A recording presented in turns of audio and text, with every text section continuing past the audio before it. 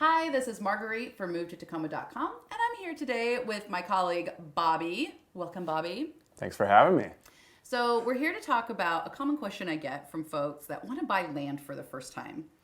And I think realtors, when clients want to buy land, we're like, oh, because there's so much information that people don't know you need to know. So let's talk about it.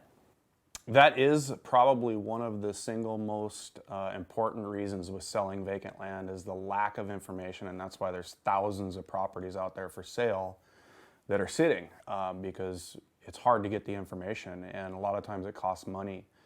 There are a lot of things that we can do for free, online resources and county that we can find some answers, but when you start getting into septic systems and things like that, you need to hire experts. Yeah, so let's roll it back. So I mean this is the thing that you know when you start looking at land online, right? Like you'll look at an acre that costs $20,000 and an acre that costs $500,000, and the difference is zoning, right? Like Could be information.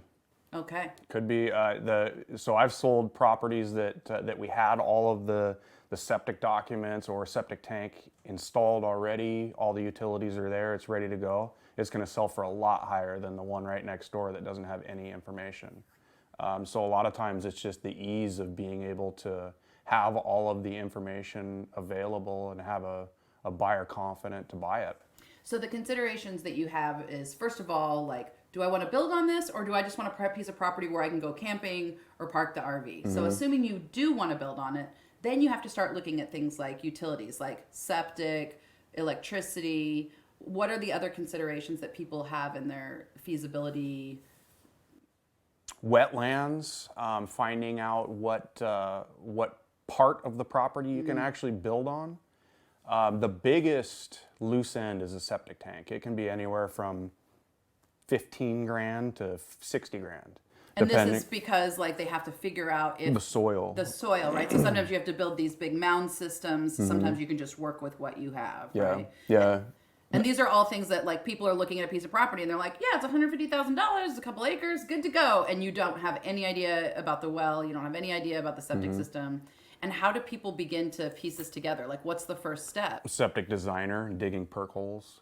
Even if one property right next door has this type of septic system, doesn't mean the one right next door is going to have it. So the best soil is the dirty, rocky soil that's going to allow the stuff to drain right, but not too fast. So if you have sand or clay or anything like that, or too rocky, then it creates a drainage problem, or too much drainage too fast, and then you need a different type of septic system that has more of an elaborate drain field.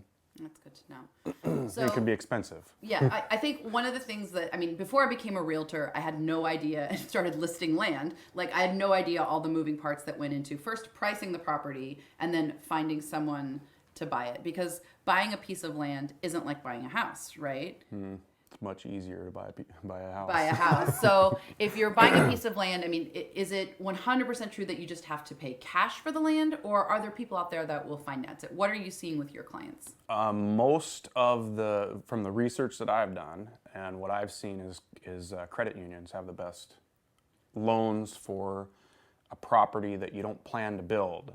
Banks do construction loans where you have a certain time period where you have to build.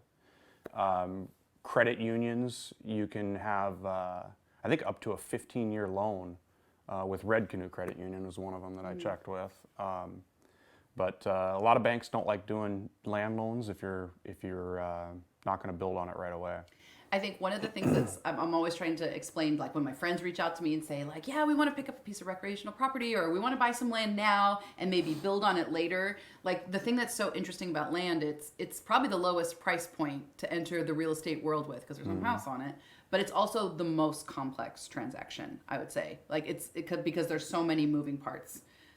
I would tell people, like, first step is find a real estate agent, and then from that real estate agent, find your loan. And from those 2 points, you have guides to kind of help you filter all the piece of properties, versus what a lot of people do is like they're driving out somewhere on vacation or whatever, and they see a piece of property and they're like, how do we make this happen? Like if you're starting to think you want to pick up some land, finding a realtor and finding your loan is probably the first step, right? Absolutely, yeah. Finding a realtor that knows a little bit about land and is able to give you maybe not all the information on that land, but at least the things to look for. It's truly like an area of specialization, and I don't think it's an exaggeration to say at least in Pierce County, I'd say 80% of the agents never work with land and don't know anything about That's it. right, Which yeah. is one of the reasons I wanted to have you here today, Bobby. Yeah.